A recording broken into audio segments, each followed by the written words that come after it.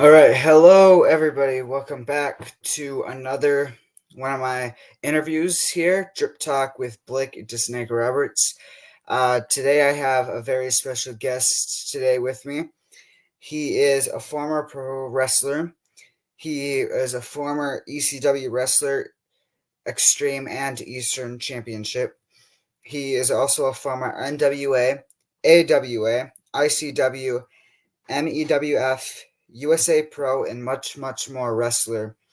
He is also a co-owner of the New Jersey-based One Force, One Pro Wrestling School and Promotion. He is no other than the Ironman Tommy Serio. So we're going to get him on in here, and then we will start with the interview. What's up? Hey, how are you? I'm doing good. How are you doing? I'm good, except I can't hear you very well, and I have my volume all the way up. Oh, Is that the best we can get it?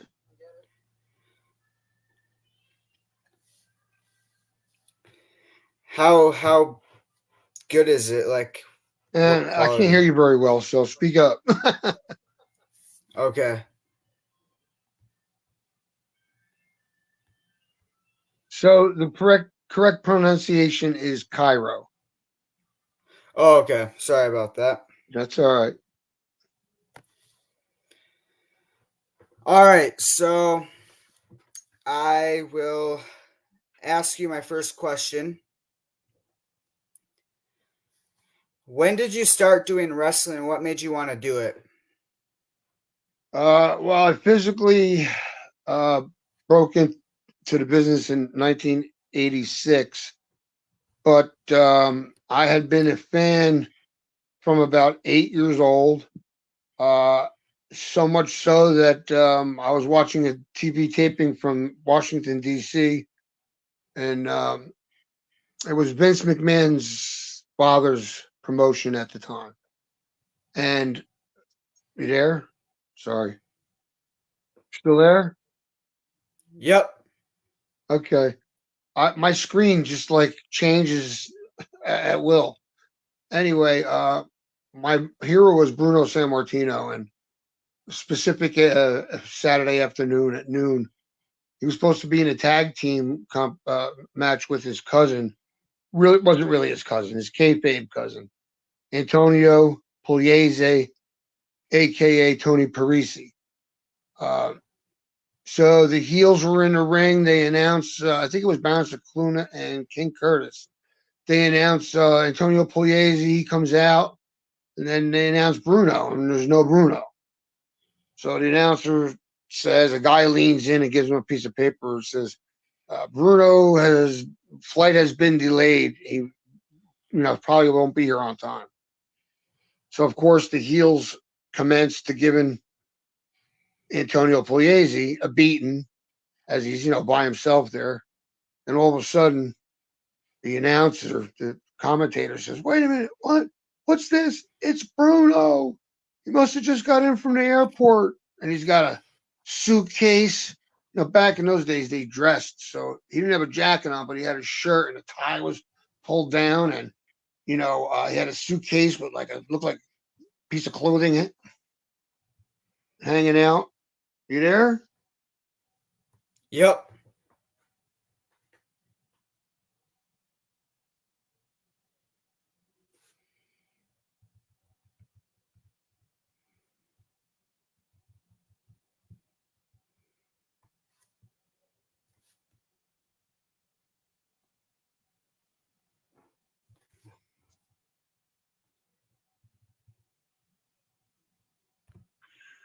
This stupid thing.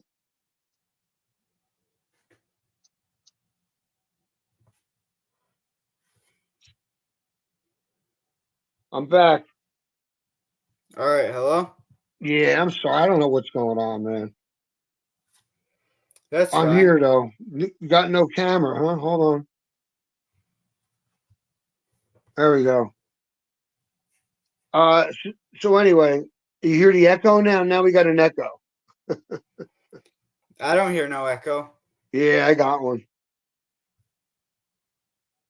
All right. That's annoying. All Right. right. Let's see. You're in the show. We can see it here. I got two screens up. Let me see. Change it. All right. Well, I'll try with this thing in my ear. Anyway, so Bruno makes the save, and him and his cousin are fighting back to back. They fight the heels away. I'm screaming. My mother comes running in the room. What's the matter? I said, Bruno, and she's, oh my God, you're driving me nuts with this wrestling. So instead of trying to deter me, she called my uncle, who was a wrestling fan, and said, this kid's driving me nuts with this wrestling. Like, you might as well take him to the matches. So I went to see my hero, Bruno, in Newark Armory. Back in those days, they had a lot of the smaller shows Vince McMahon's father was running. Capital Sports, I believe it may have been then. And I went to see him. And it was that was it. I was bit, you know. And then all my preteen and teen years were spent mostly in my face in every publication I could get my hands on. Back then, there was probably 15 wrestling magazines every single month. So I lived in the black and white pages of the wrestling magazines. Um, and if you want to ask me anything in between, you can stop me. Otherwise, I'll just keep rolling with the progression. Yeah. Who would you say is your like favorite wrestler to watch nowadays in wrestling? Bro, I can't even hear you. I'm so sorry. I could barely hear you.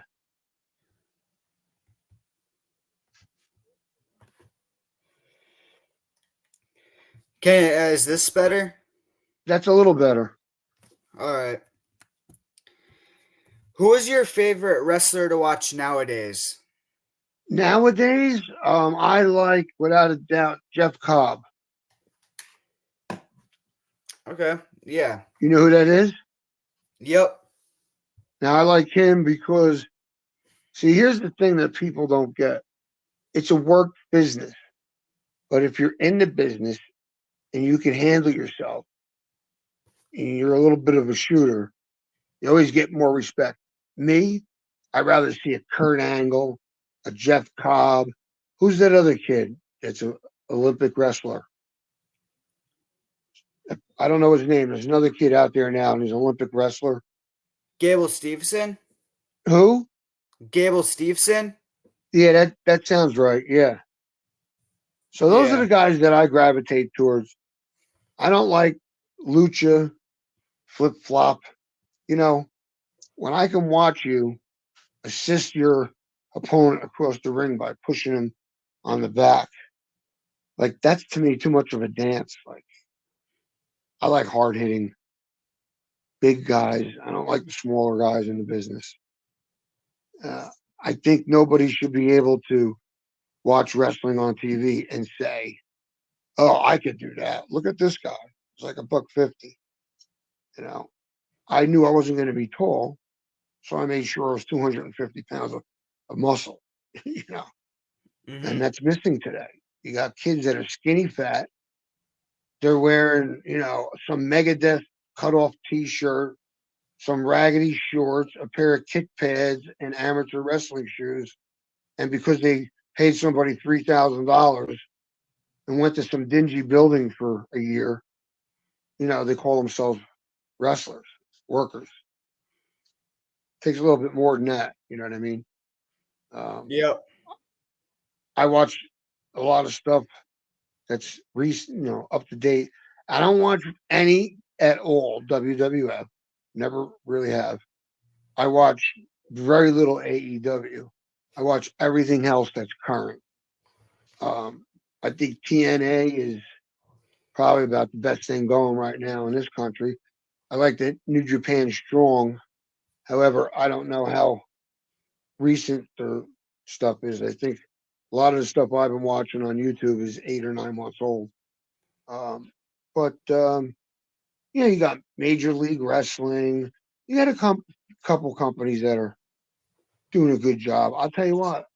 I saw a match between Jack Zaber Jr. and Jeff Cobb, and it's probably about 9 months old, 8 months old.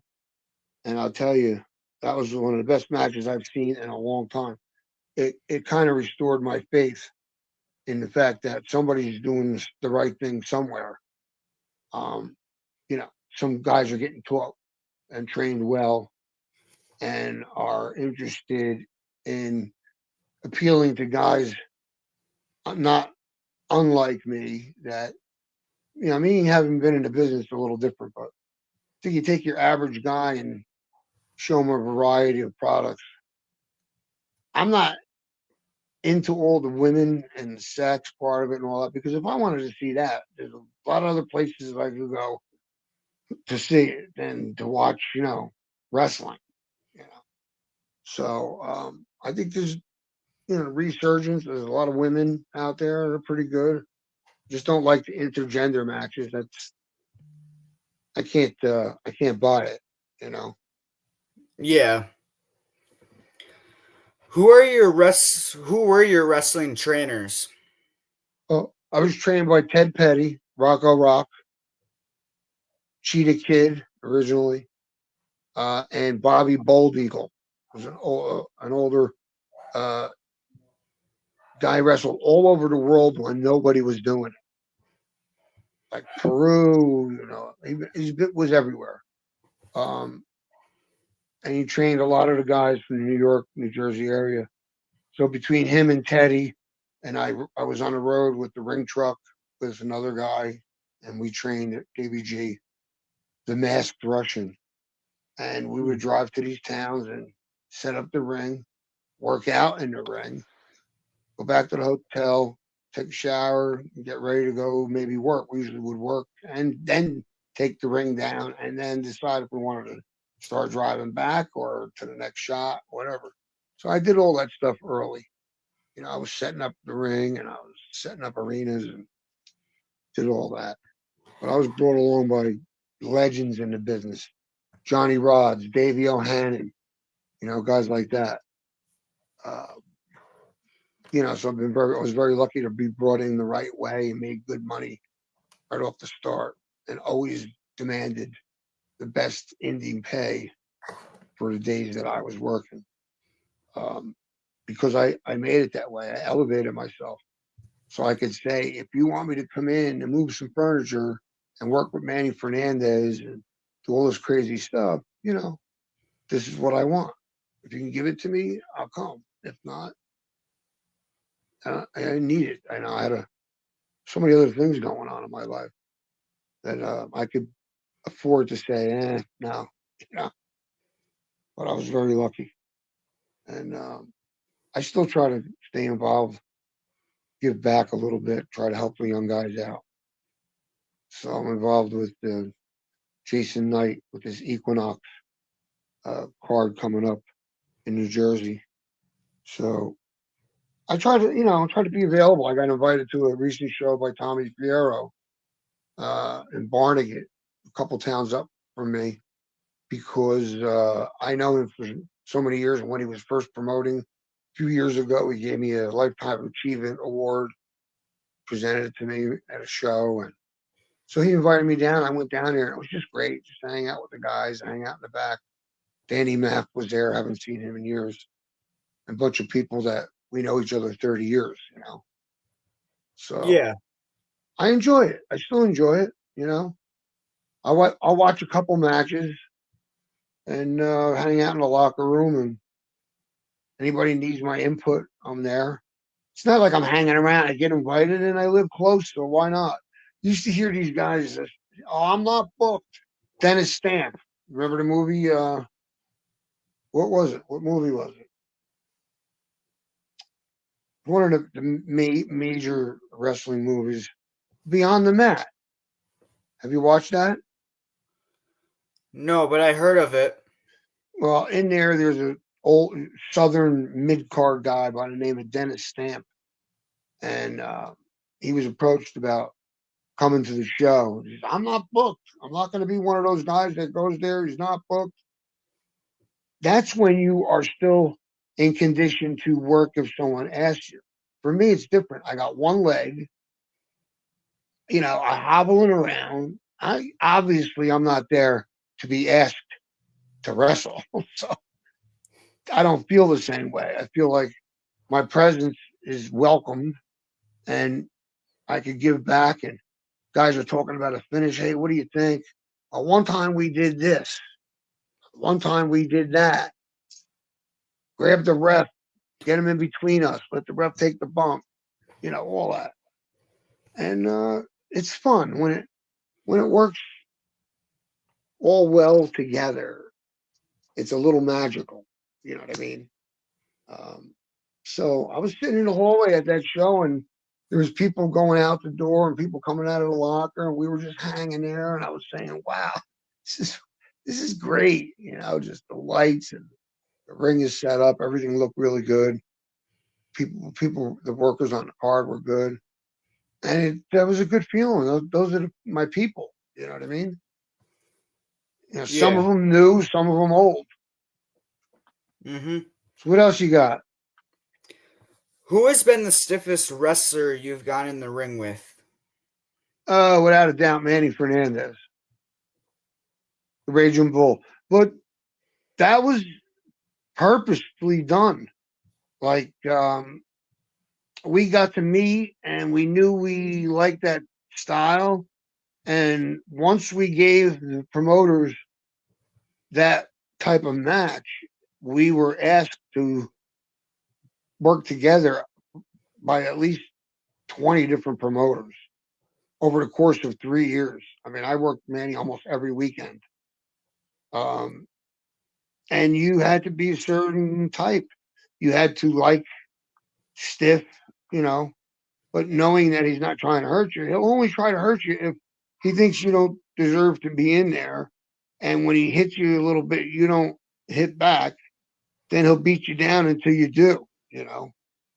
Um, so him and I had that understanding. We worked for Cousin Luke. Remember, who Cousin Luke was? Yup. One of the hillbillies, Gene Pettit. Gene was instrumental in breaking me into the business also. And we would go into the office in whatever gym it was, high school, and he'd say, "All right, Manny, Cairo, come in here." Usually have that little gimmick office in the gym area, the gym teacher's office. And he goes, you guys do your thing, move a little furniture, and that's what we did. We tore the house down without hurting anybody except ourselves, and nobody was working that match like we were. Like nobody on the Indies. There was never somebody else on the card that could do what we did, and nobody else wanted to work with Manny. Not like me. I'm like, just put me with Manny because people were afraid of him, and some people knew that if the promoter was trying to get them over, they were the promoter's buddy or whatever. Don't put them in with Manny unless they're good, because you'll have one beat up guy. You know, I've seen Manny as one of the toughest guys. He doesn't get credit for being one of the toughest guys ever. And he commented on Facebook about our matches being as tough as anything he had, if not tougher, with Wahoo McDaniel. So that's a pretty good compliment. I'll take it. Yeah. What do you consider to be a weakness and then a strength in wrestling? Um,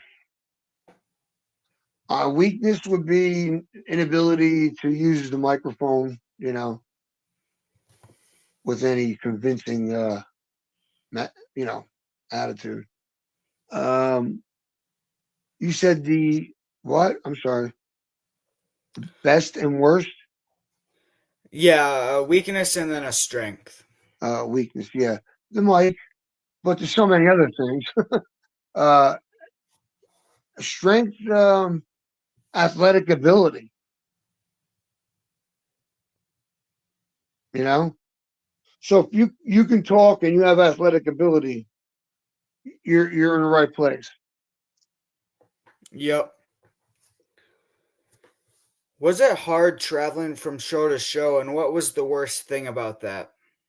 The worst thing about that was being in a car. We never really traveled with more than two guys in the front, two guys in the back because it's just not comfortable. But I remember one time we were down in the Carolinas and we're making our way back, and I think we were almost in Georgia, South Carolina, and I don't know, but that trip, I was with cousin Luke, a couple other guys, a couple different trips. We had different guys, and I was like, oh my god, when are we going to be home? It was just endless, and that's unusual for me because I can travel. I got a place in Virginia I go to 6.5 hours, and I go there in a blink of an eye. You know, when we start getting 12 hours and stuff like that, that's too much. The most I could do in a car now is like I'll do 8 hours and then I'll stay somewhere. You know, but we never we were lucky enough to live in an area where we had a lot of shots close. You know, we rarely travel more than 2 hours. You know, unless we were doing Carolinas and stuff like that, then it's a different story. But that would be a little loop though. You'd hit 5 or 6 towns on your way back. You hit Delaware, stuff like that. Yeah. Who was your first opponent in front of a crowd, and how did you feel going into that match? It's a good questions. Um, well, technically, my first match was a tag team match. It was me and another guy that was trained by Ted Petty. His gimmick was Barnyard Brewster. It was like a hillbilly gimmick. And we worked a tag team against Teddy and this other guy, Stan, at the Sussex County Horse and Farm Show, which is a big farm show. And we were out, the show was outside.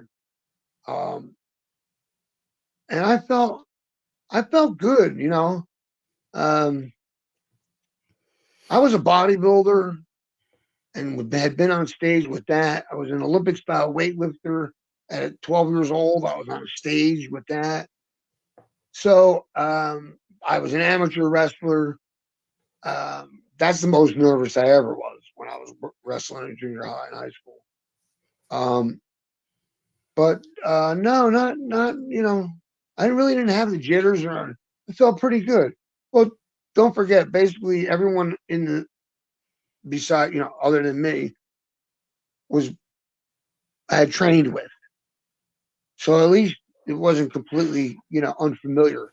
We had already went over a match a few times because we had the ring. We were being trained. Um, yeah, so that was my first big singles match was for ICW AWA TV taping where I was in there with Colonel De Beers, and it was the first and only time that I didn't have any offense because I didn't know that I could take any, you know. And Yeah. then I got smartened up, and I really didn't lose many matches in my career. I wasn't asked to, and I just mostly where I was uh, working was like a small fish, a big fish in a small pond. Aside from UWF in Japan, where I wrestled in front of 48,000 people. So I wrestled in Budokan, Korakuen, Sumo Hall.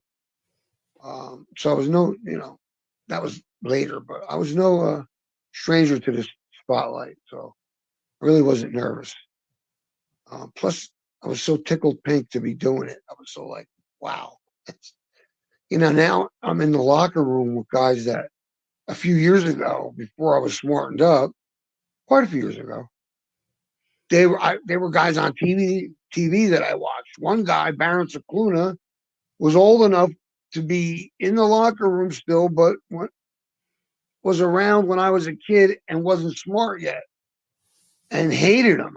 When I met him in the locker, I said, "I hated you when I was a kid," and he laughed. He was a heel. That's what I was supposed to do. Yep.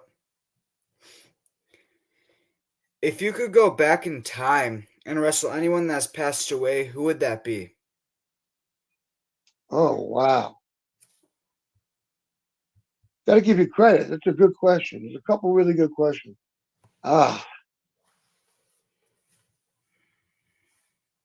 like just I don't know. That's a tough one, man. Wow. Uh, I don't know, like George Hackenschmidt. No, I don't know.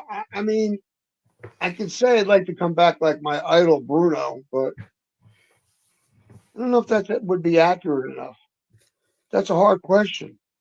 I never thought of anything like that.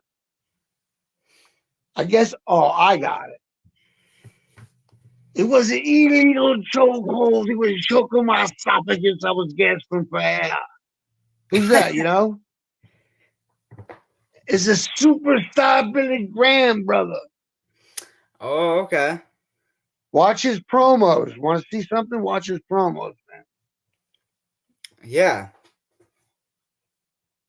Best talker in the business. Yeah, I think I seen something on him like a week or so ago on a promo Yeah, backstage. look up his old stuff. The promos, unbelievable. Yeah, definitely I will. Who is someone you would like to wrestle that you've wrestled before?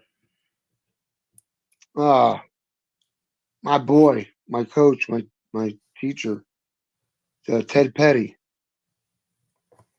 Rocco Rock from Public Enemy. I Okay. miss him. Yeah. Bam Bam Bigelow's brother just died. Oh, really? Yeah, just a couple days ago. I knew, of course, I knew Scott. All us Jersey guys knew each other, you know. Yeah. Do you usually get along and become friends with most of your opponents? Yes, not all the time, but 99% of the time. Yeah. And if you think you have a problem with someone, and you've worked them before and you don't want to work them again, you could always just say to the promoter, "Listen, can you put me with somebody else?" I mean, I had that kind of happen one time, but it was Eddie Gilbert was in charge in Philly when this happened, and he said to me, "Listen, you know, it's your turn. We're giving you a push," which of course kind of ended when he left. But if this guy don't want to do and what you want to do or your way, then just take liberties and teach them otherwise. We don't, this is important. You can't let other people dictate, a change in the course of your trajectory. If you know what I'm saying, Yeah. Yeah. Of it's all course. good until somebody's trying to stand in your way. Now, I've given people access to opportunities that maybe at another point in time I would have taken myself, but not being in a position to do so, I'm not one to hold anybody back. Somebody says, "Hey, who can I work for? I'm looking for work." And if I knew their abilities and I could co-sign for them, I would.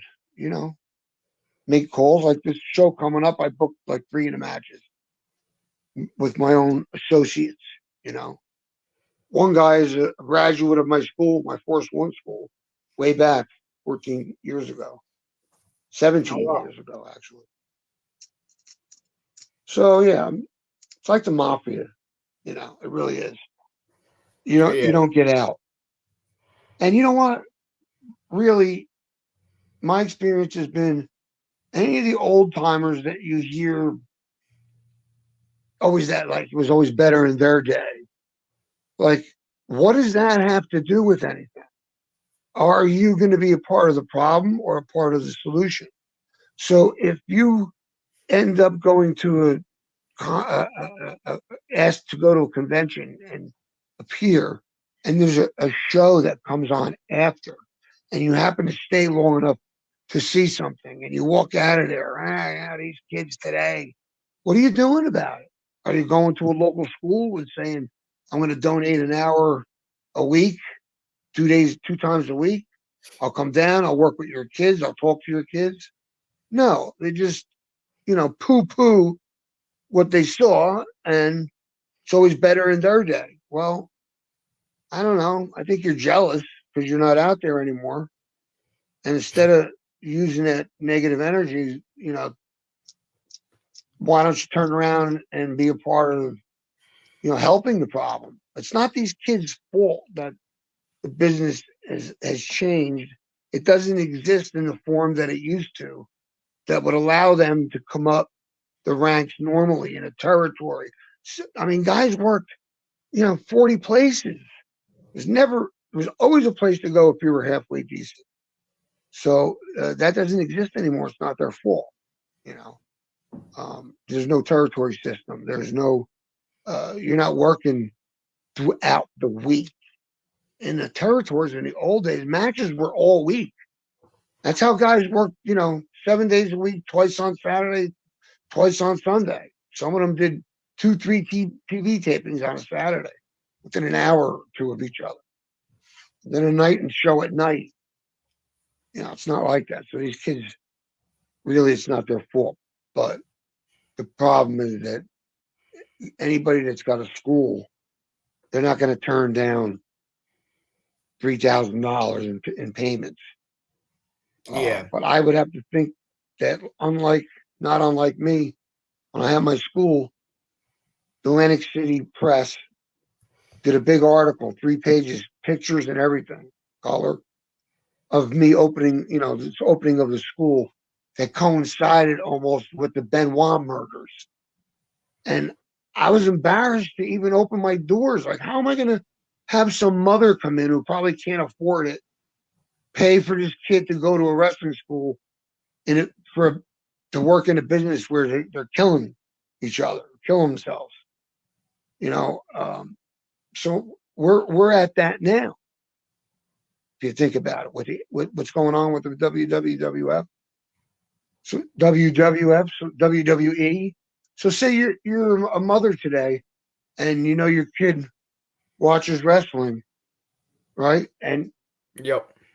are you going to be happy with the fact that all this is going on, and the whole industry is corrupt and guilty of so many things? Would you want to pay money for your kid to go, good money, to be trained to go into a business like that? I don't. Hmm. I wouldn't. Yeah. If you could make a Survivor Series match, including you with four wrestlers from any era that are still alive to this day, who would you choose as partners?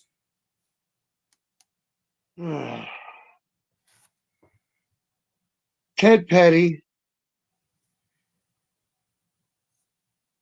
Manny Fernandez, Derek Domino,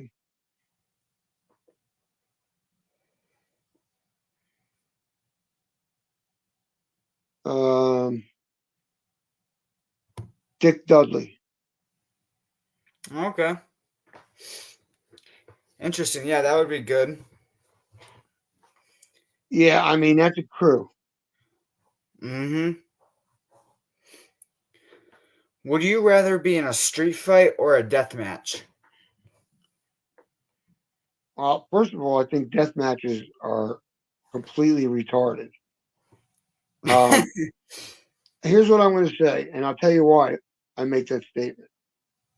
When you use the actual implement to get color, you've crossed the line, and that is no longer pro wrestling. If you want to do something that's real, go get into MMA. There's no place in the business for that. Um, it shouldn't be considered pro wrestling, and it should be banned. Everyone's in danger. They're exploding, light bulbs. And I don't see the people in the first 2 rows with safety glasses on. I just, it's, I'll tell you what, I watch it and I'm like, oh my God. But I also say, why? Now if you do the normal old time with the little blade that you make and your opponent gets your head down by the barbed wire, but you actually use the blade to cut your head and not the barbed wire, then I'm okay. But as soon as you use the actual, the weed whacker, those wooden things Oh sticking yeah. out of John Moxley had sticking out of his head, like how retarded is that? I mean, that's self mutilation. Um, I don't know. I just think Yeah. that there's a place for certain things. And listen, did they ever draw? Who draws anything more than a couple hundred people at most? So it's not mainstream. No cable or TV broadcasting system is going to put that on their airwaves, unless it's on YouTube or whatever. But I don't know. I don't agree with it. So many people are very opinionated, and want to claim that it's still wrestling, but I don't see it.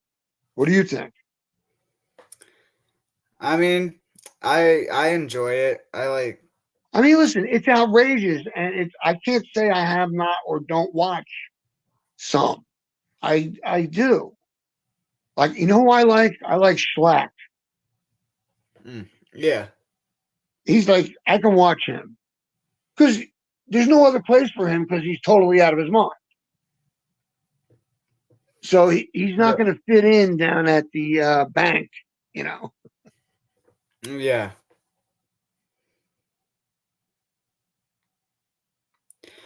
Would you rather be in a blindfolded match, handcuffed to your opponent, or a dog collar? Oh, dog collar. I love dog collar matches.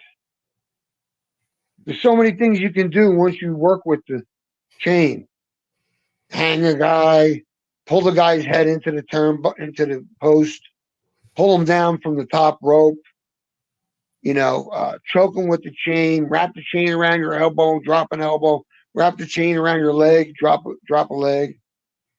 It's cool if you get a little inventive. Yeah. Is there any piece of merch that you've had that has sold out pretty quickly? Um, Mostly just 8x10s. I have a couple from my feud with the Sandman where we're swinging canes. They got like three different shots, and then I have a couple of bloody shots that always sell out. They like the blood, so I put a couple up there. I got plenty of them.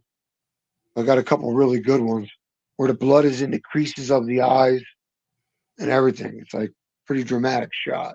Yeah, Oh, wow. I Yeah. was proud of that picture.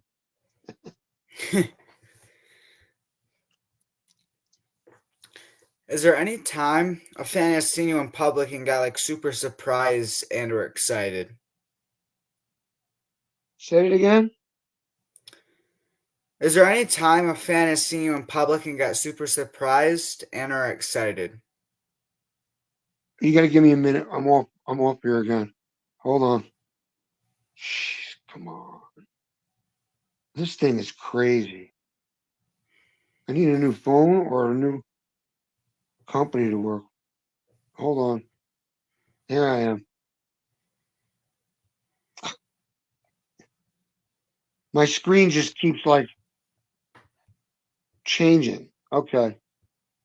Hopefully we're good. You got to say that one more time. You got to ask me that question one more time.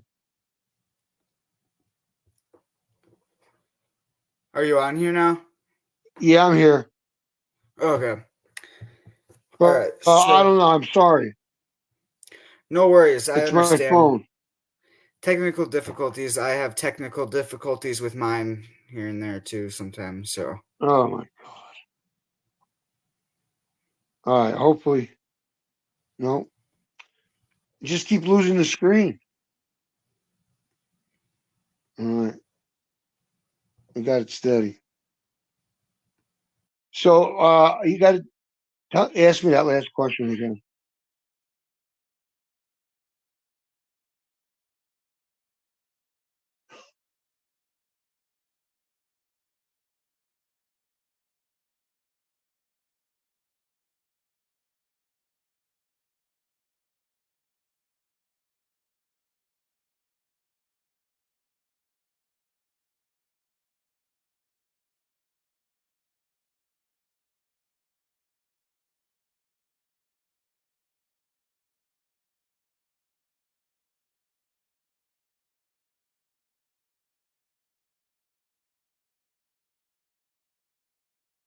Ah,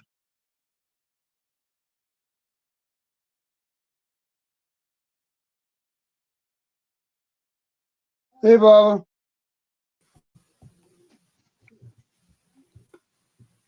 you there? Yeah, see, not my technical difficulties kicked in there. It's crazy. I always have problem with this. It's not the first time. I don't know if it's that reliable or not. Yeah, I don't know. Well, let's keep trying. All right. So, is there any time a fan has seen you in public and got like super surprised and are excited? Oh, a lot, many times. I was driving Uber for a summer, and a guy gets in. He goes, "Can I sit in the front?" I go, "Yeah." He goes, he kept staring at me. He's like, "Holy shit!" I said, "What's up, bro?" "You're Tommy Cairo?" I go, "Yeah." He goes, "I heard you. I heard you live down here." But no, it's happened many times. It's not an everyday occurrence, but it happens quite often. My wife is always blown away. Like no matter where we are, you know, somebody says something or sees me, or so it's pretty cool. Yeah, I'm blown away that anybody cares about anything from that long ago. You know, yeah. If a movie was made about your career, who would you want to play you? um, like a current actor. Yeah, Hmm. Wow. I don't know if I can think of anybody.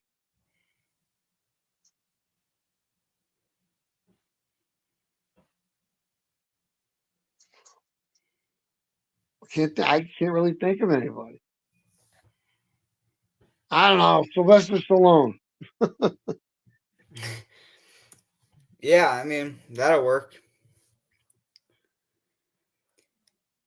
If you got to choose the stipulation for your match, what stipulation would you choose?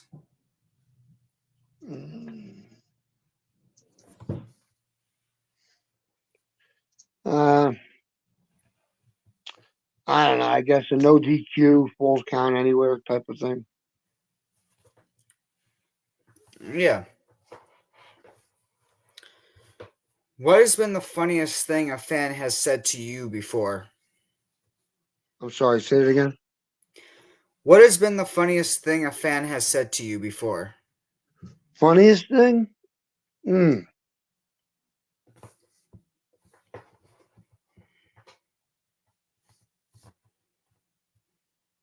I don't know. You might have me there. Oh, just a kid that was in a wheelchair at the Variety Club where I debuted for Todd Gordon. That was our tryout, me and little Guido. And years later, I guess about right before I lost my leg, longer than that, it's about 3 years ago, I was at a convention and this kid rolls up. It's not funny, it's just a good story. The kid rolls up and he's got a picture of me in a magazine from the 90s. He says, I've been holding on to this since then. And he shows me a picture of him in a wheelchair at the Variety Club with me coming out of the locker room. So he's in a wheelchair with his back, to the his back is in the picture, looking at me coming through the dressing room door. And unfortunately, the guy's still in a wheelchair. But he said, I've been holding on to this. I knew I'd see you sooner or later.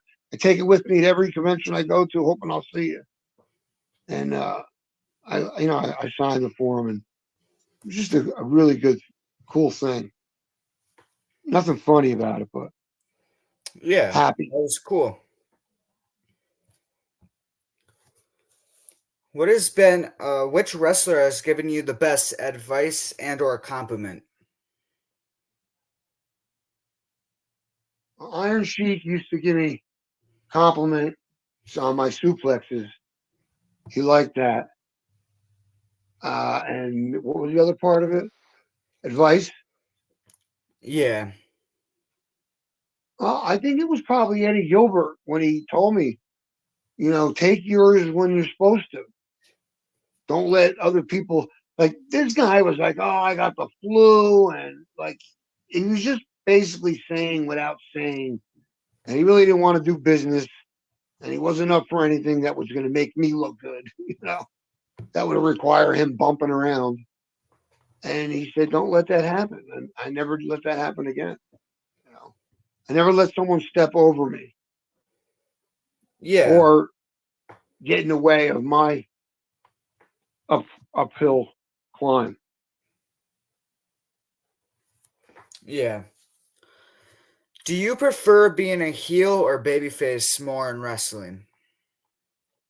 Now, towards the end, I was a heel and I enjoyed it. But I guess at heart, like when wrestling was more, bad guy, good guy, I like being a baby face. But today it's a hard road. Yeah. But I think on the indies, it's still family oriented and it's still good guy, bad guy, you know.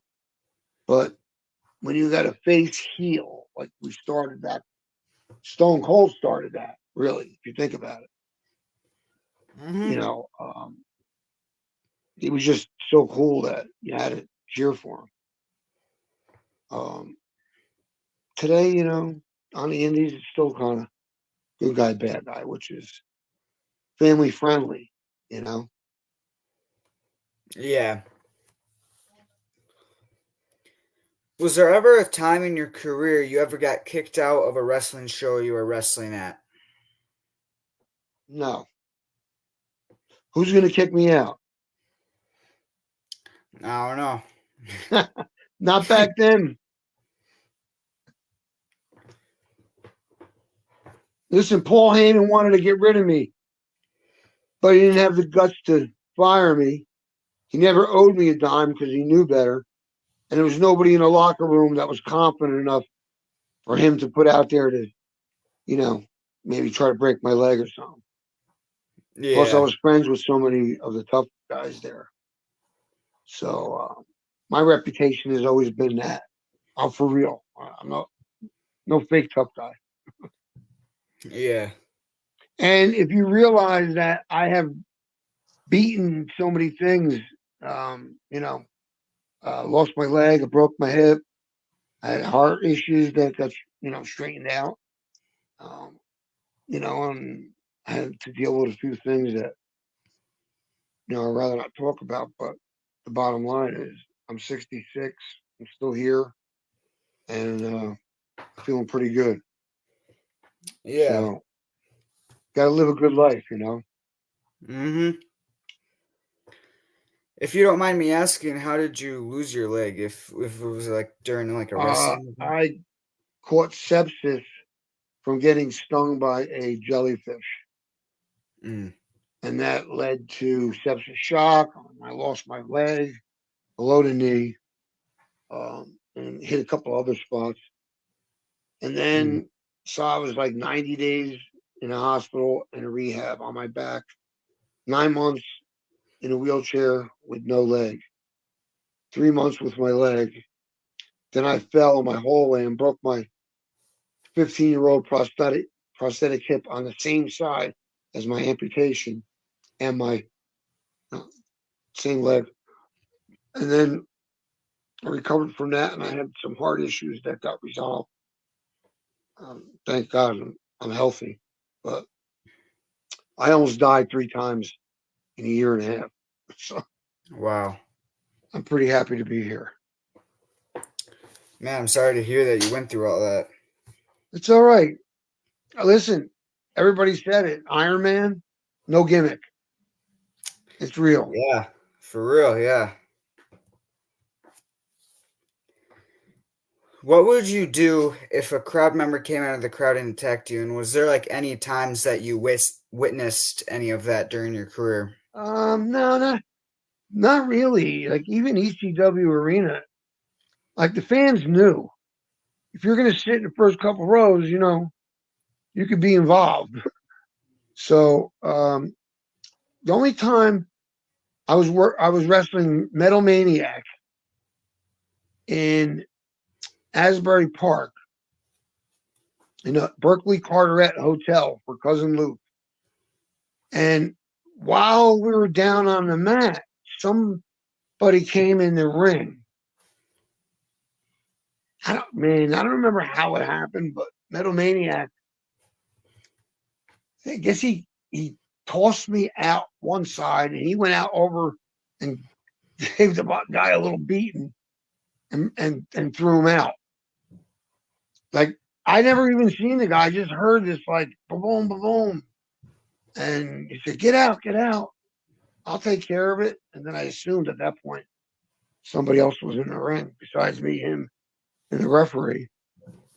So yeah, that's about it. I never really saw anybody get attacked or any riots or anything like that, which is kind of surprising when you think about it. But I might have almost caused a couple, but I wasn't in any. That's good, yeah. That's why I used to have friends that were like, "Oh, well, I'm coming tonight, so when I'm over by the rail, you grab me," and I'm like, "No, bro, you can't do that." Next thing you know, there's a riot, and the promoter gets wind of the fact that we're friends. I'm in trouble, So Yeah. stuff can start quickly. Yep. Out of all the companies you've wrestled for, which one would you say was your like top favorite? Probably Frankie Goodman's Pro Wrestling USA. Oh, okay.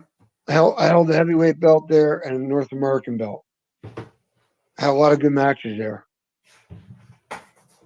Yeah. Would you rather join DX, NWO, APA, or BWO? Hmm. I guess probably the BWO. Those other guys, they just got carried away with themselves, and I think they're really living the gimmick. Yeah. Stupid. And they just have a lot of members already in there that you'd probably get lost in the category of Yeah, wrestlers. yeah. I was never big on groups like that, but some people like it. Yeah. If you could have any band or singer perform your theme song, who would you want that to be? Probably ACDC. Mm, yeah. I like them. And talking about that, what is like your favorite music to listen to in your spare time? And Well, I'll tell you what, I'm a big Jelly Roll fan. oh, really? Okay, yeah, I think he's great. Um, I can relate to so much of his music, his lyrics. Um, I don't know, maybe I like a lot of some older stuff, um, but nobody in particular. really, not anymore. I'm so tired of the stuff that I grew up with. Classic rock. So I don't listen to any of that anymore. Um, Yeah. I like a lot of the '90s alternative rock. Like Creed and all those little bands. There's so many of those bands back then. Yeah. Oh, what's What up would with the you light? No wonder I got no light here. s- It got dark while we were sitting in here. I'm sorry. No worries. It would be nice if I could find the remote. I could turn the TV on. I got no light. Oh well. Sorry. It's fine. We can see you all right. So, what is a least favorite wrestling move to have happen to you? I don't like chops. I mean, most people can't do them that well, and it's kind of stupid, really, when you think about it. It's in sumo they use it as a diversionary tactic for something bigger. So I don't know that slapping a guy's chest is a way to win anything. And like I saw Yeah. this thing where somebody chopped three guys and he like stacked them up in the corner. Like so, he was chopping a guy, and then the other guy came over and intervened, and he threw him uh, on top of the other guy, and he chopped him. And then another guy came and he threw him, and he chopped him, and then he did it the opposite way. I mean, it was so stupid. Like, who's going to stand there? It's no different than a guy takes a guy out of the corner, only takes one or two steps, and the guy has to literally run the rest of it away on his own to the other corner. Why? Why wouldn't he just stop and attack you? But if Yeah. you send that guy across the ring so hard, he has no choice, even in a worked situation, to spin around as quick as he can and get his back to hit the turnbuckle because you sent him in with such velocity. It's the only way to do it. It's like a lockup. It should never be a weak lockup. It's the beginning of an encounter, you know. So Yeah. guys got to get back to basics. Do all the drills. Yeah, kind of like Gunther. He does the slaps, the Yeah, chops. I don't know. It's overdone. Yeah. What has been the hardest move you have tried to do to an opponent before? Well, uh, nothing's really hard. It's hard, meaning, it takes guts to do it. It would be like a moonsault. You really, it takes a lot the first couple times going over, Yeah. because you can't really see where you're going, you know, Yeah. just hoping you land and the guy catches you. But Yep. other than that, not really. What usually gets you hyped for a match that you're gonna be in? Um, Probably just my preparation. Used to do a lot of push-ups, a lot of stretching. The music, when I would make the sign of the cross before I leave dressing room, the sound of the music, you're waiting for your beat to go out through the curtain. Yeah. What is your favorite thing to do after all your matches? I used to like to just take my time, and for most of my career, I was one of the last ones out of the building Mm, because I yeah. usually worked in the main event, and I never was in a rush to get out of the building. I took my time because I was married at the time. I did have my daughter was 4 when I quit, So I didn't have her for very long while I was in the business. But it's your free time. It's like, 11 till through the night until the next day. Come home with something that you pick up. I used to pick up sandwiches from Wawa, and Yeah. I would go home and watch some tape I bought, or DVD. Read some sheets. Read the news. Hold on, I'm sorry. Get out. Come on. Lord. Come on. I can't get out. All right. All right.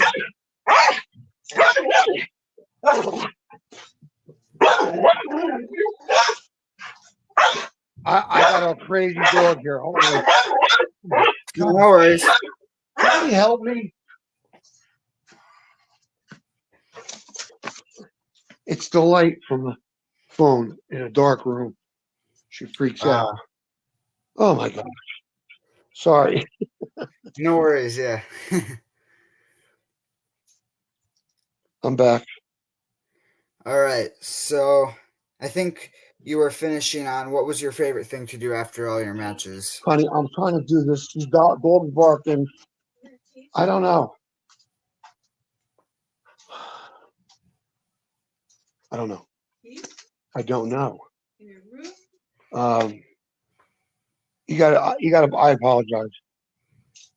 Do you have to, are you editing this or no? No, I don't really know how to edit. Uh, what are you gonna do?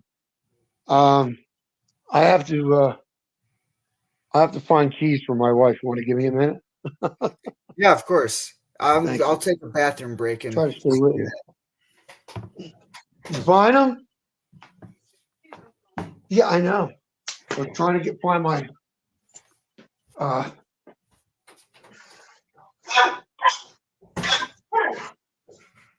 they're probably in the car. Terrible. Here, they're right here. Here. Oh my gosh. All right. Man, we apologize.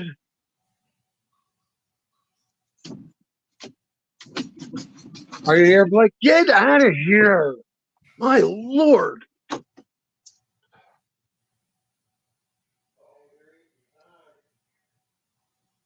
I'm back, pal.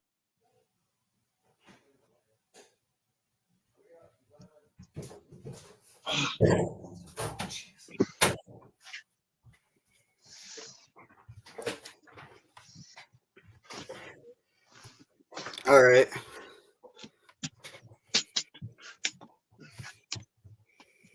All my shit is in there.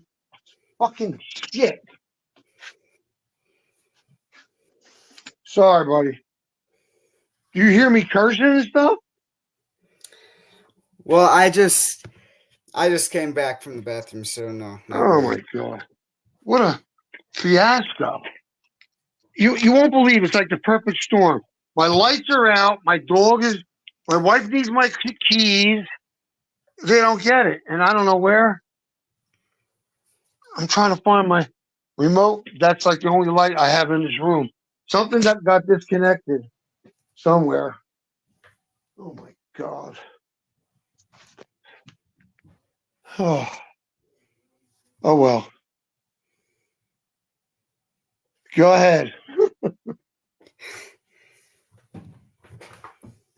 We apologize, folks. It's a nut house. I think they all understand. Things happen. Last minute, you never know. You know. All right. So,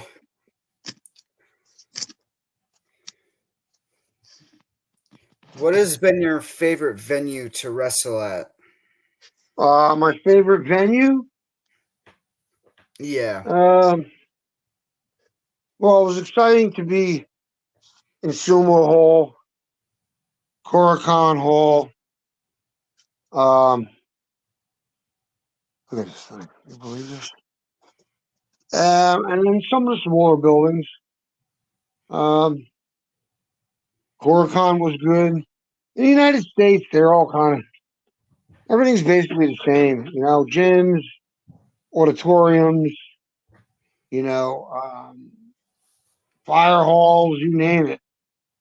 On the Indies, um, like I said, you had the armories all over the state. Um, yeah, so I guess probably Horicon Hall, just the right mix, a couple thousand people. The stadium Yeah. shows were like too big. Uh, Oh, okay. Wow. we had 48,000 in Jinku Baseball Stadium Oh, wow. against Yoshihiro Takayama.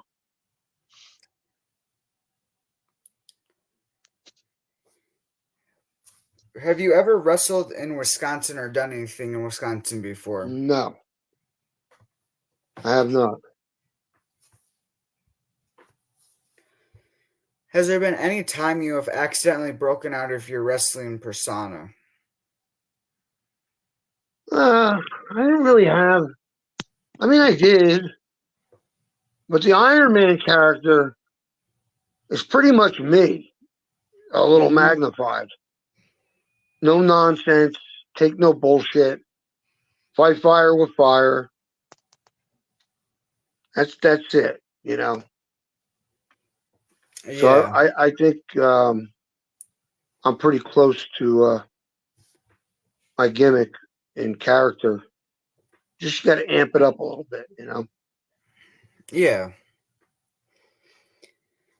Have you ever gotten embarrassed in a wrestling match due to a mistake or something? Mm, not really. The only thing I can think of come close to that would be when you're trying to do some of the ECW promos. You had pressure on you because we did them after the shows into the wee hours of the night sometimes, and you felt the pressure to get everything in like one take because you didn't want to hold anybody up and have them, oh my god. So, and the way they did it was, picture this: you got your back against the wall, the cameraman is taping you, and the rest of the crew is looking at you from behind the cameraman. So you're like, got 25 guys staring at you, waiting for you to mess up so they can bust your chops for not speeding the night along, you know. Yeah. But embarrassed, nah, not really.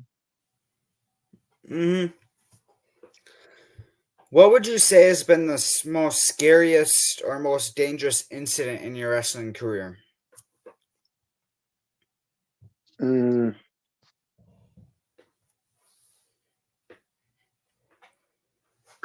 uh,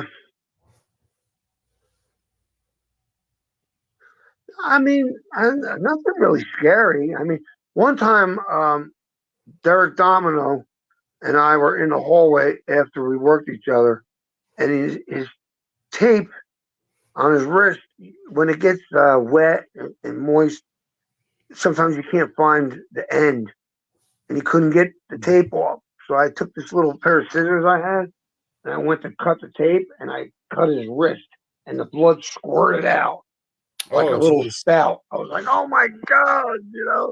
It's like the last thing you want to do is hurt the guy you're working with. So he's like, "It's all Yeah. right, cuz." I'm like, "No, you're bleeding, man." It was crazy, Wow. Yeah. but it's not really anything too glamorous or exciting, especially if you're doing the right thing and you're coming to the show in good shape. If you're going to party, you wait until afterward. You know, you show respect. You give respect where it's worthy, and try to keep up a good set of principles that you were taught by guys in the business, before you that were gentlemen, professionals, you know. Like all this crap that's going on with the WWE, it's nothing new.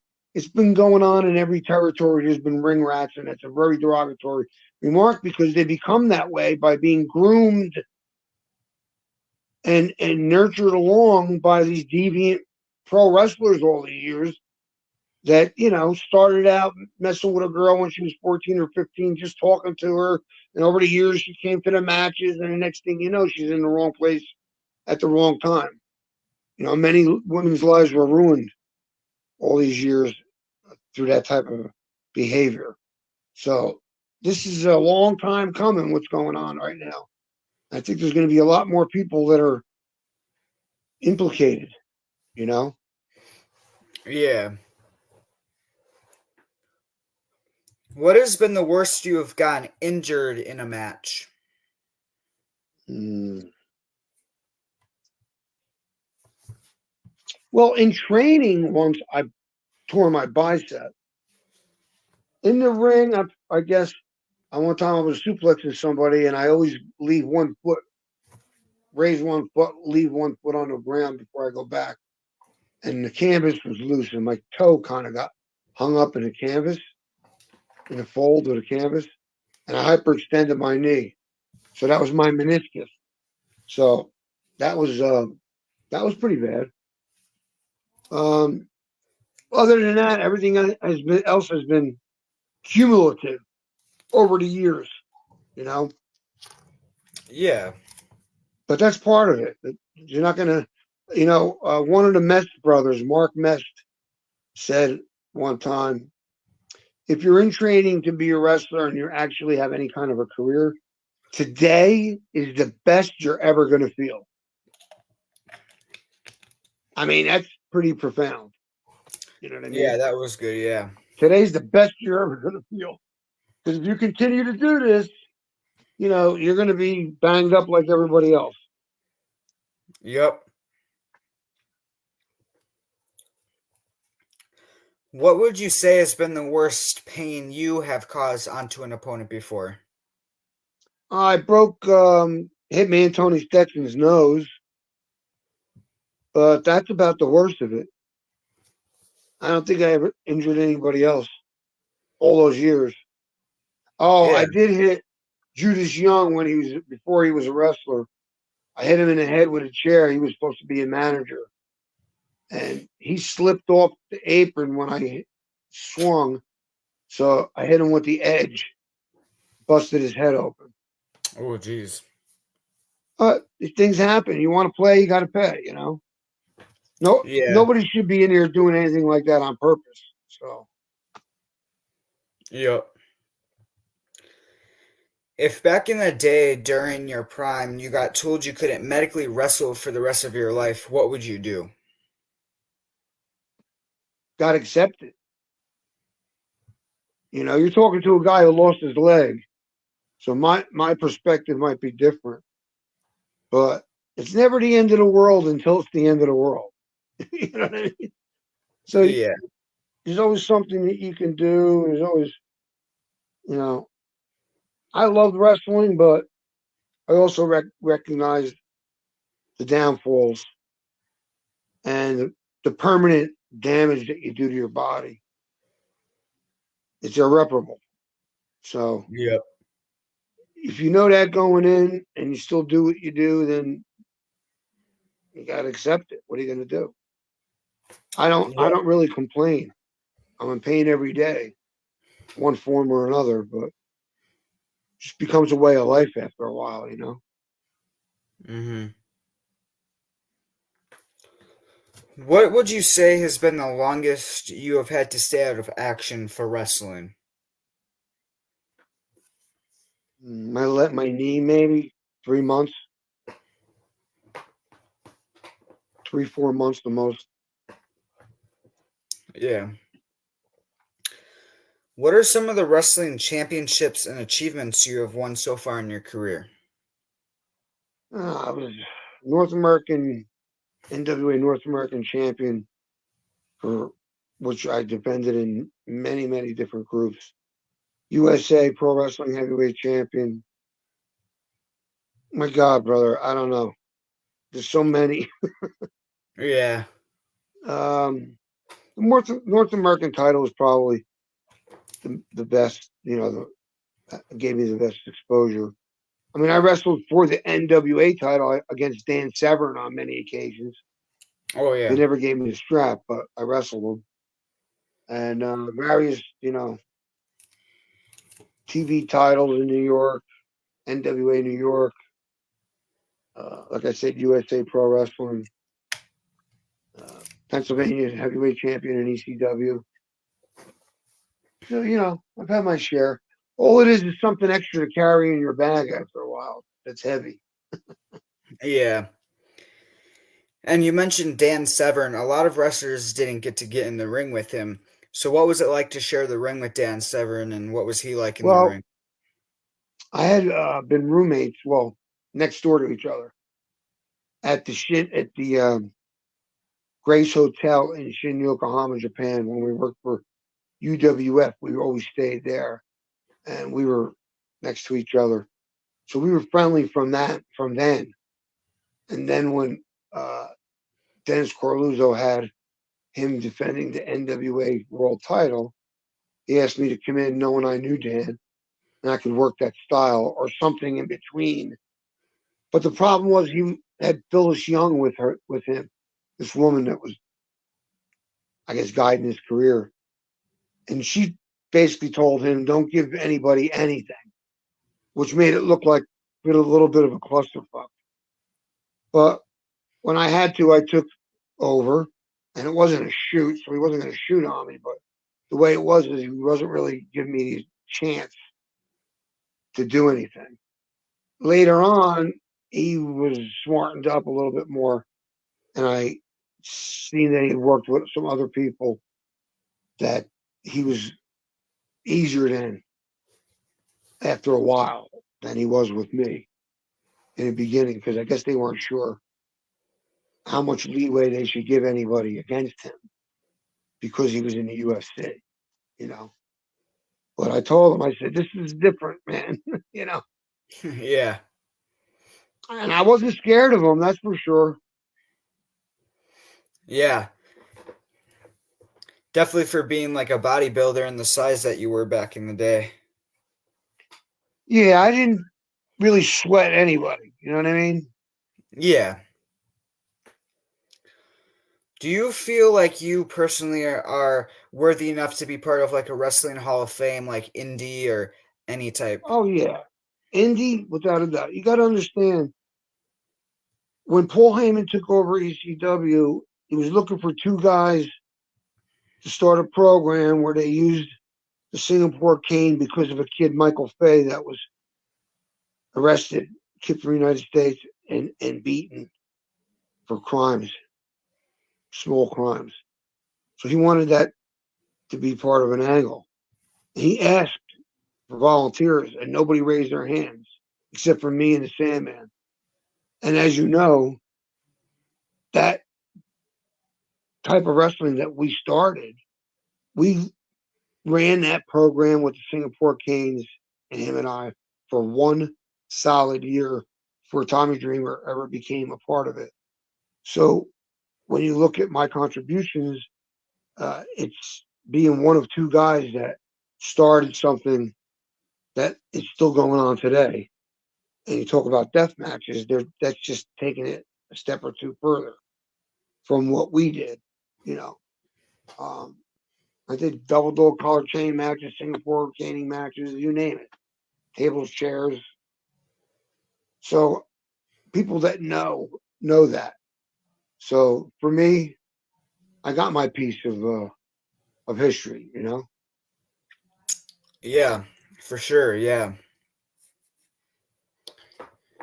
So you and Sandman basically like were the first and only people that did the Singapore match. Yep. And we did Wow. everything. We did cane on a pole, dueling canes. You know, you name it, we did it. Crazy. That's awesome. Yeah, it was pretty cool. Yeah. What is your reaction to seeing Paul Heyman finally getting inducted into the Hall of Fame? It's ridiculous. He's a fool.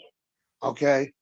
Here he is making all this money. He owes people money, life changing money for some of them that are destitute now. And he's up there, he's making a ton of money. And I don't see that you could look at him as any kind of a genius. He stole the hardcore style from Japan that was going on and popular at the time. He screwed Eddie Gilbert. He screwed all the guys that were the original ECW guys that built that company. All got pushed aside, and he brought his guys, and then whoever else. So, to me, his inclusion into the Hall of Fame is just one step further, proving that it means nothing, little or nothing. So, not a Paul Heyman fan. Hmm. Who are five wrestlers or personnels that you would put into the Hall of Fame that are not in there yet? I don't know. I'm not sure who is and who isn't. I don't know. I mean, I think most of the guys that have been inducted should be. I don't Mm, know those that weren't. I don't know who those people are if they should have been. But if you can give me a couple examples, I can tell you if I think they should or shouldn't be. the Rock and Roll Express? They're not in any Hall of Fame, Well, not the or they're not. WWE. They're not in the WWE Hall of Fame. Nope. Well, they haven't really. They never really worked there. I mean, I don't remember the Rock and Roll Express doing anything.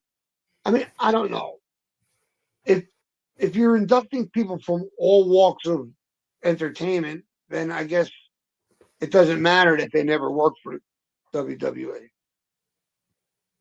I don't know. That's a hard one. Yeah. I mean, they deserve to be in some Hall of Fame for sure. One Yeah. of the best tag teams of all time. Yep, for sure. Like Thunderbolt Patterson got inducted this year, and he didn't really wrestle for the WWF, CW, or E. Yeah, I mean, I don't know what he ever did. I know he was big in Florida back in the Florida Championship Wrestling days. I think he hurt himself because he went on some talk show years ago and talked about how he was discriminated against. And I don't know. I always saw him being shown in a positive light when I used to watch him on Florida Championship Wrestling or Georgia Championship Wrestling. He was like a star, you know. So I don't know what on behind the scenes, but sometimes you're better off not airing that type of grievance. Yeah. So tomorrow you're going to be doing an ACW show. So how did you get all involved with ACW? No, it's Jason not mentioned tomorrow. something. It's in May. Oh, May 18th. Okay. May. Yes. Okay. Um, well, I know Jason since I was training at Gleason's gym, 1986. So I know him since then. We worked together in ECW, and we've always been on good terms. And he asked me to be a part of it, and I figured, okay, we'll give it a shot and see how it goes.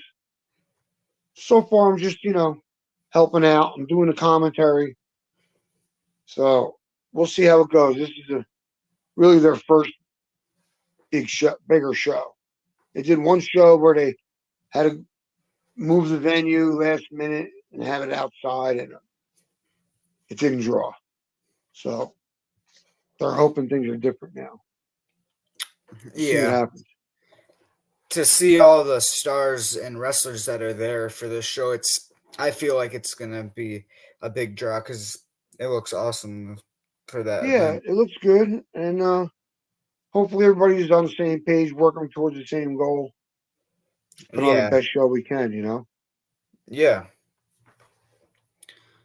Would you ever like improve on to possibly being like a manager at some point for them? Nah, I don't think so.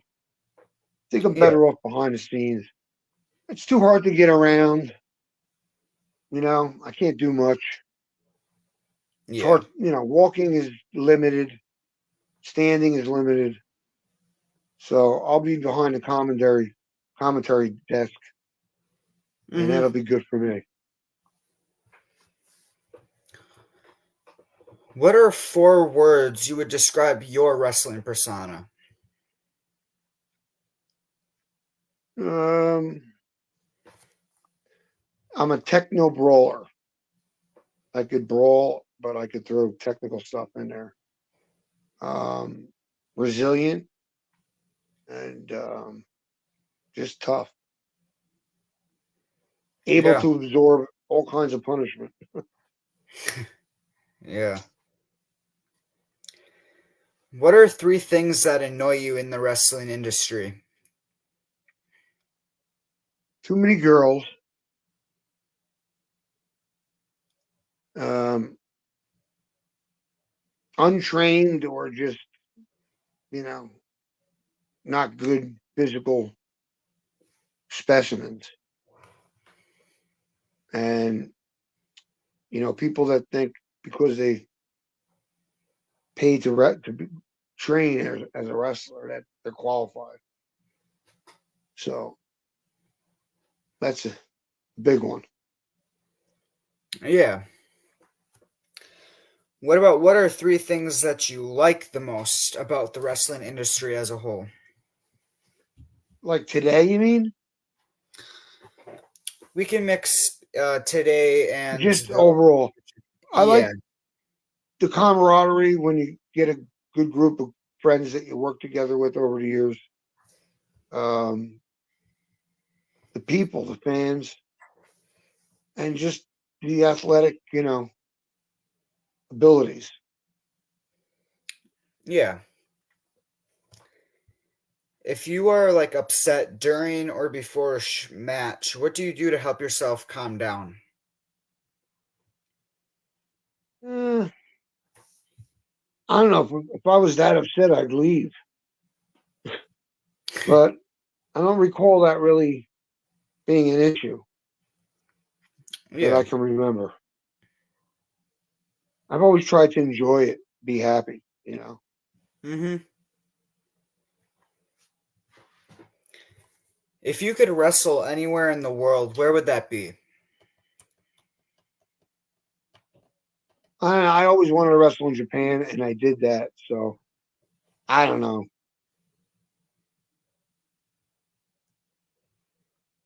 I really nowhere that I can think of that would be that exciting. Maybe England. They got a good scene now. Yeah. Yeah, Japan is something that like if you ask any wrestler this question, they usually say Japan. So just getting to wrestle there is big, you know. Absolutely. What would you say has been the best fan art you have received in your wrestling career? Fan art. I don't think I ever got any fan art. I got somebody made me a doll, a action figure. Oh, okay. But as far as art, no. That's art, I guess. Yeah. What would you say is one top unforgettable moment in your wrestling career? One more time. What is one top unforgettable moment in your wrestling career?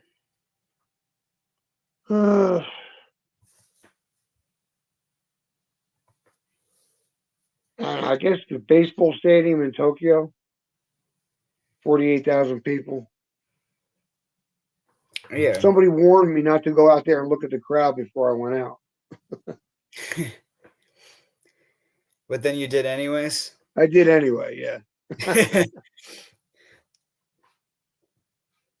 I mean, that just got you ready for what was Yeah, inevitable unless I was going to run out the back door. Yeah, But nah, once you get in there, you forget all that, you know? yeah. Were you the type of wrestler that ate like certain meals or didn't eat anything before Yeah, you? I always tried to be careful. I was always, into health and trying to get the most out of my nutrition for the activities that I was involved in. So yeah, I try my best. But after a show, it's all bets are off. You're gonna go somewhere and you're gonna eat cheeseburgers and whatever. Yeah. What is your favorite theme song from wrestling history? Of my own or somebody else's. Somebody else's, anybody's. Iron Man from the Road Warriors. Oh, okay. Yeah. Now thinking about that, that would have been a perfect theme song for you. Yeah, absolutely. I don't. I may have used it a couple times. I have, yeah. Okay. Yeah. What was your main theme songs? No, I What was used that called? "We Will Rock You," Queen. I used "Paranoid" from Ozzy Osbourne. Um, those are I use those a lot. Yeah, those are great. I think I use Guns N' Roses too. Okay. Yeah. What would you say is a least favorite theme song from wrestling history of anybody? My least favorite what Theme song. theme song? Uh, I don't know. Doink the Clown. Yeah, I could see that. Yeah. If you could go back and revisit any year of your wrestling career, what year would that be and why? Hmm, I don't know. I guess 1986, my first year. Yeah. It was a lot of fun. I didn't, wasn't bitter or anything about the business. Not that I became bitter, but it's not all roses. Yeah, for sure. Yeah. If you could go back in time and tell your younger self something from now, what would that be? Take it easy. You know, you don't have to go all out all the time. Yeah.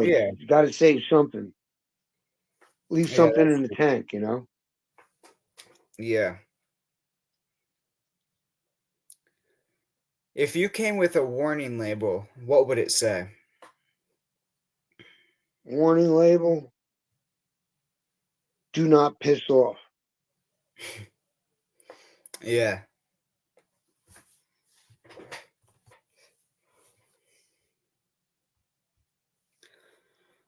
What was your first thing you thought about doing to your opponent as the match started? To do what to my opponent? What is the first thing you thought about? I I didn't get that. First thing I thought about when, Thought about doing to your opponent as the match started. just usually just a good lockup. Make it look like a struggle right off the bat, back and forth. Yeah, definitely. If you could entrance with any animal, what animal would that be? My dog, Yeah. What type of dog? boxer pit bull mix. Okay, yeah. That'd be powerful. That would actually be good for your for the For the Ironman, yeah. Yeah, she's all white, black Dalmatian spots under her fur. Beautiful. Yeah. What is your favorite wrestling quote? Quote. Uh, hmm.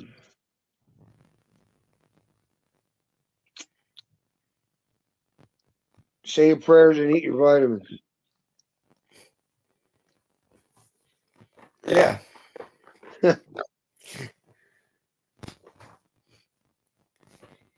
If you could come up with your own quote, or if you already have one, what would that be?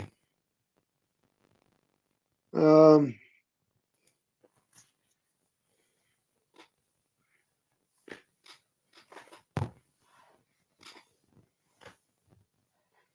faith, family, friends. No, that's not it. Faith, family. You're have faith, take care of your family, be the best person you can be. Yeah, that's awesome. That's a good one. Will you ever forgive your opponent if they injured you? So, you're coming in like a sound like a robot. Try it again. Would you ever forgive your opponent if they injured you? Yeah, of course. It's all part of the game. If you don't get injured, man, you're not in the game. Yeah.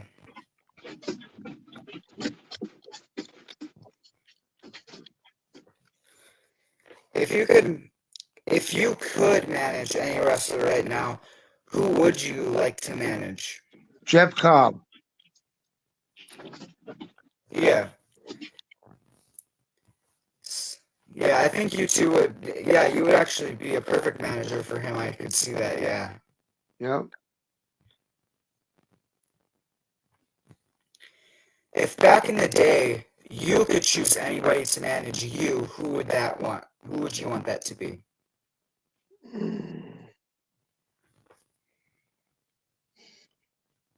I don't know. I guess cousin Luke from the Hillbillies. He really helped me a lot in my career. Yeah. You hear my dog? She's trying to get in the door. My dog was just trying to get in mine too. So, Oh my gosh.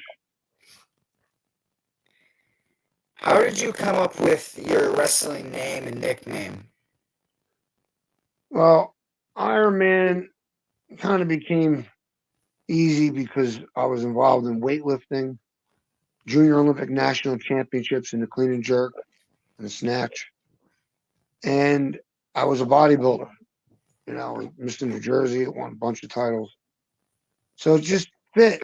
I took one of my first 8x10s was me with my foot on a bench with the bench loaded up and a championship belt on the ground.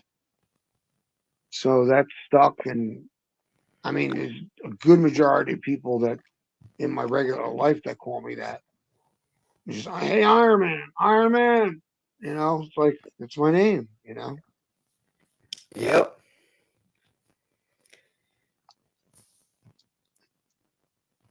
If there is anything you would change about your wrestling style, what would that be? Nothing.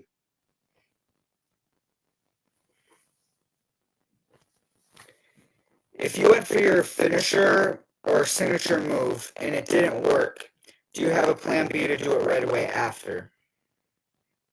Yeah, do it again and do it right. Yeah, The best thing is to just keep going. Switch gears. for sure, yep. If you could dump any type of food and beverage on your opponent, what would that be? If I could dump it on them, Yeah, uh, I don't know. Spaghetti and meatballs. yeah, that would work.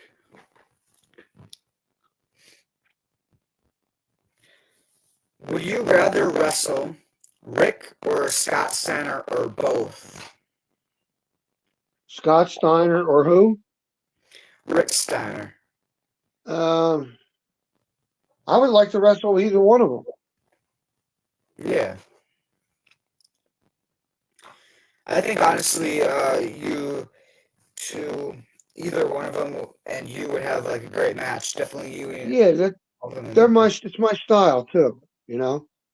Matter of Yeah. fact, some of my early singlets were like kind of copied from theirs. Oh, okay. They had like neon and stuff. You know. Yeah. What has been the worst weapon you've got beat slash hit with in a match? I guess a chair because if you get hit wrong, and I have been hit wrong, it can knock you out or Yeah. cause brain damage. Yeah. What are your hobbies other than wrestling? Um, I hang out with my dog. I like to go down to the bay, take rides down to the bay, and I don't really have any major hobbies. I like to read. I'm reading Wild Bull Curry's book by his son, Flying Fred Curry, and I'm also reading the Sheik, the book about the Sheik, the original Sheik. Oh, So sweet. I Sweet. got family and I got a dog, and I don't have a lot of time for hobbies, really. Yeah. Who would you put in your Mount Rushmore of wrestlers? How many is that? Four? Yep. I guess uh, Bruno,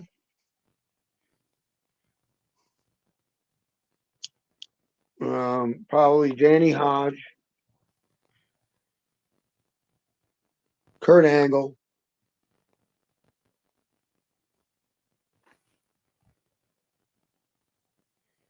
Um, I don't know who the fourth one would be.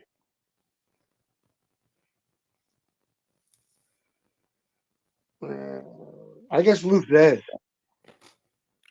Yeah, that's an interesting one. That's great. Yeah.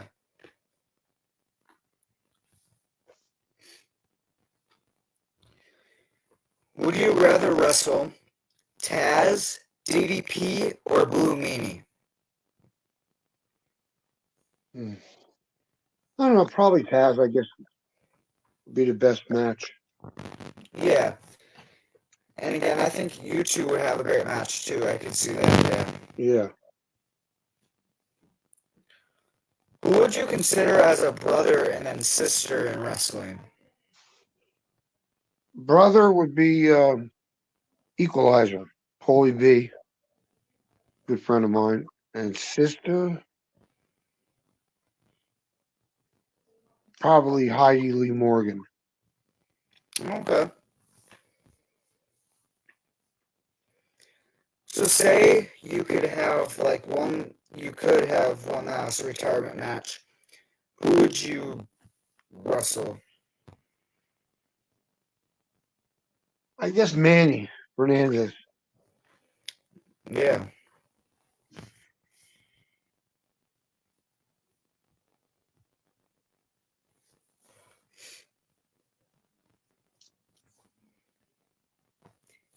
If you could wrestle or have any segment with any actor, what actor would that be? Robert Duvall, Okay. Yeah. great actor.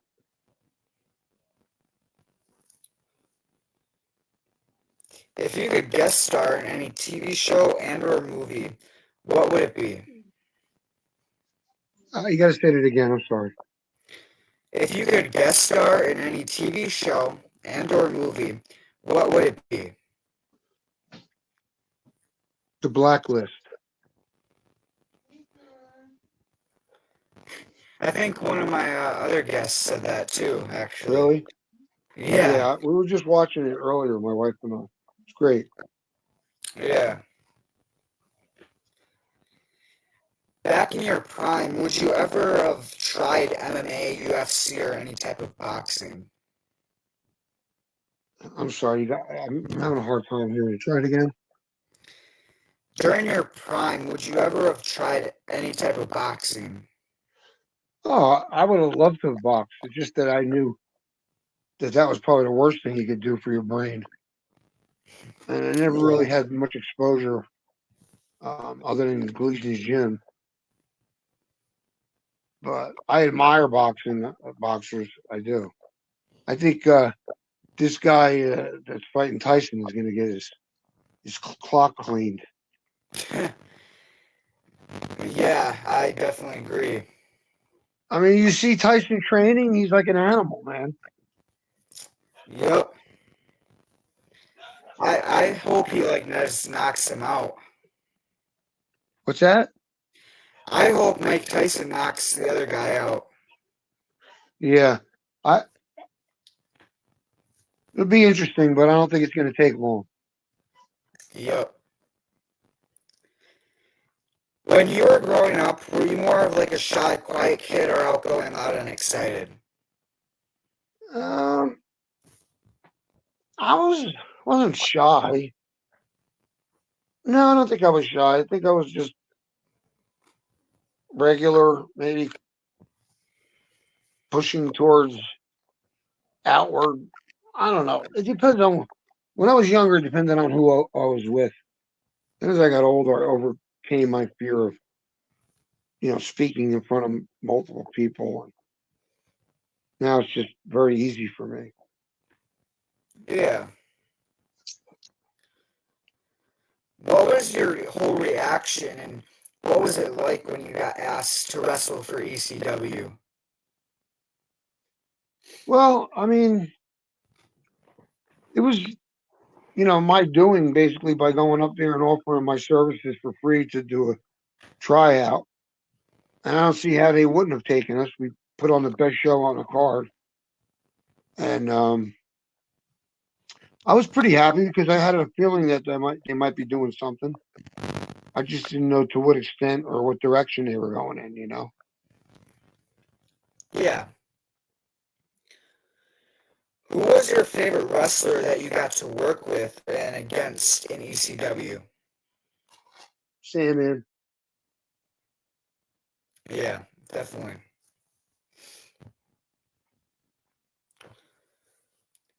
Who was one wrestler that you never got to get in the ring with during ECW times?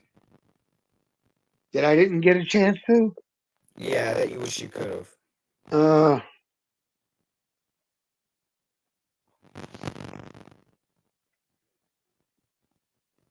I don't know. Maybe Hawk from the Road Warriors.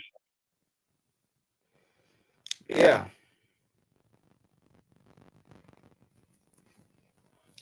How did generally like the wrestlers and workers treat you during the ECW? I can't hear you. I'm sorry. How did the wrestlers and workers treat you at ECW? They treated me good. I mean, I had a lot of friends there. I made some friends there. I don't think I really, other than Paul Heyman, didn't care for me so much. I don't know why,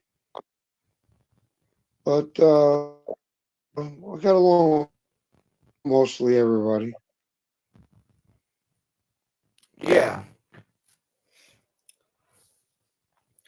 What was it like getting to team up with Angel Amoroso and ECW for your mixed match challenge against Tommy Dreamer and Peaches Lori Fulton? Listen, this transmission is getting worse and worse. Um, how many questions you got left for me? I actually just got like a couple left. All right, let's.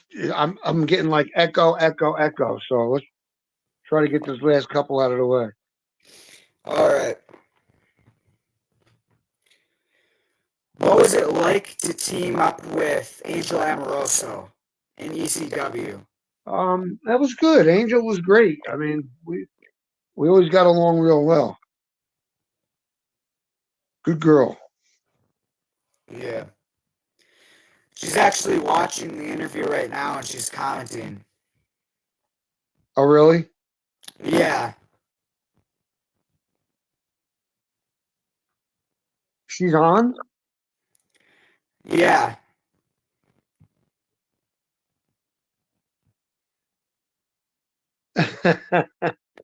She's a riot. I love you, girl. That's awesome. Yeah. Yeah, I love Angel. She's a good girl. Know her for a lot of years. Yep. What is one thing you would tell your wrestling fans? Thank you for supporting me all these years.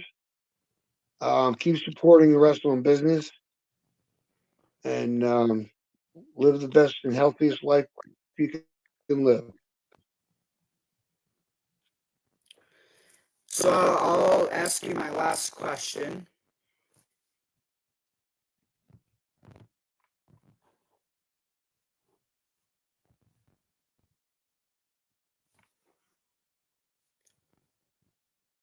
Um, are you here? Still there?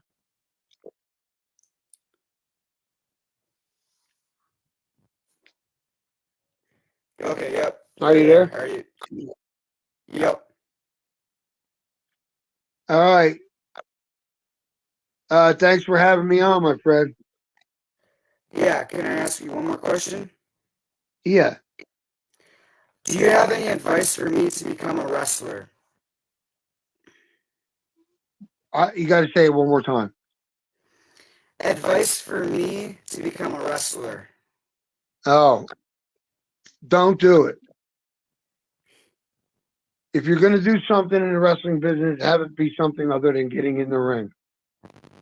It's a very seedy business, as you know what's going on with the WWE. Um, tough on the body. I don't recommend it for anyone, honestly. Yeah. Well, thank you for taking your time out to do this interview. Anytime you want to do a second part, I'll have other questions. Maybe we'll get a better connection next time.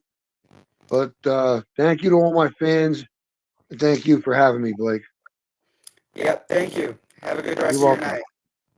All right, you too. Bye. Bye.